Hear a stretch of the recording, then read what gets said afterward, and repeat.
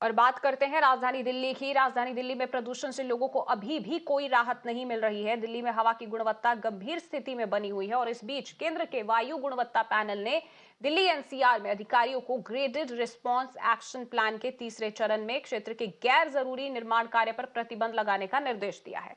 फिलहाल राजधानी क्षेत्र में कई कार्यों पर भी प्रतिबंध लगा दिया गया है। मेरी सहयोगी ईला मेरे साथ इस वक्त जुड़ चुकी हैं। ईला, अगर आज सुबह की बात करें तो अभी भी देखा जाए राजधानी दिल्ली में पॉल्यूशन का लेवल काफी बढ़ा हुआ है, वायु की गुणवत्ता बेहद खराब है। अभी क्या स्थिति बनी हुई है और सरकार जिस तरीके से मेजर्स ले रही है, क्या वो धरातल पर किसी तरीके से नजर आ रहे हैं?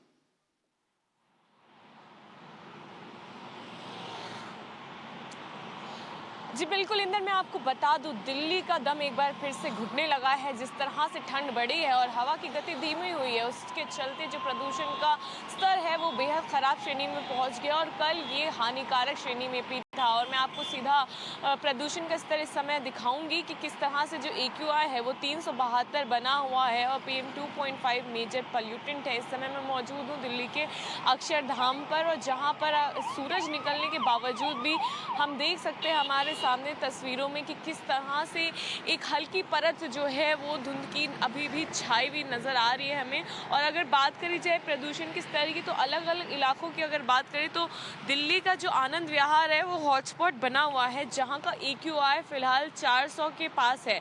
यानी कि दिल्ली में तो बहुत खराब है श्रेणी, लेकिन आनंद विहार में श्रेणी बेहद हानिकारक है जिसका। और इसके बाद अगर हम बवाना की बात करें तो वहां पर भी 390 है। और ऐसे ही दिल्ली के ऐसे अलग अलग इलाके हैं जहाँ 400 के पास AQI अब पहुँच चुका है। तो इसी को देखते हुए एक बार फिर से जो लगातार प्रदूषण बढ़ रहा है, ग्रैब 3 लगातार लागू कर दिया गया है। और इससे पहले भी हमने देखा था कि किस तरह से ग्रैब 3 लागू था, लेकिन क्योंकि हालात थोड़े सुधरे, लेकिन थोड़े सुधरने के बाद दोबारा से एक बार फिर ये हालात बिगड़ने लग गए हैं। और ग्रैब 3 में कई सारी पाबंदियां लगी होती हैं, जिसमें कंस्ट्रक्शन डिमोलिशन जैसा कामों को रोका जाता है। और ये कंस्ट्रक्शन डिमोलिशन पे जो बैन है वो प्राइवेट जितने भी एंटिटीज़ हैं उन पर बैन है, यानी कि जो सरकारी काम है और जो अनिवार्य काम है वो जारी रहेंगे। फिलहाल BS3 और BS4 पर बैन लगेगा या नहीं, जिस तरह से पिछली बार लगा था, ये अभी इसका निर्णय नहीं हुआ है। और साथ ही साथ जो ईटरीज हैं, रेस्टोरेंट्स हैं, उनमें कोल या फिर फायरवुड्स का इस्तेमाल करने पर भी प्रतिबंध है, टाइल को कट करने पर भी प्रतिबंध है, यहाँ तक कि जो सड़क के किनारे काम चलता है उस पर भी प्रतिबंध है।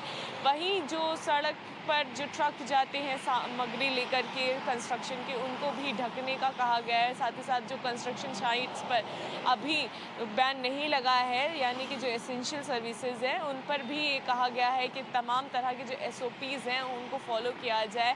लेकिन यहाँ पर कहीं ना कहीं हम कहेंगे कि कुछ ज़्यादा जल्दी कर दी गई थी ग्रैब को हटाने में, ग्रैब 3 को हटाने में, और यही सवाल लोग खड़े कर रहे थे। अब इससे क्या नतीजा निकला कि एक बार फिर से प्रदूषण का स्तर बढ़ गया है और हो सकता है फिर से एक बार गंभीर श्रेणी में भी पहुंच जाए, क्योंकि ठंड बढ़ रही है और हवा की गति धीमी हो रही है।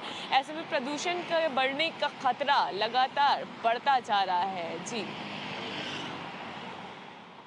जी बिल्कुल। और ऐसे में कंस्ट्रक्शन साइट्स और डेमोलिशन पर भी पाबंदी लगा दी गई है, ना कि दिल्ली, सिर्फ दिल्ली बल्कि पूरे एनसीआर में ये पाबंदी लगा दी गई है। बहुत बहुत शुक्रिया आपका इस तमाम जानकारी के लिए ईला।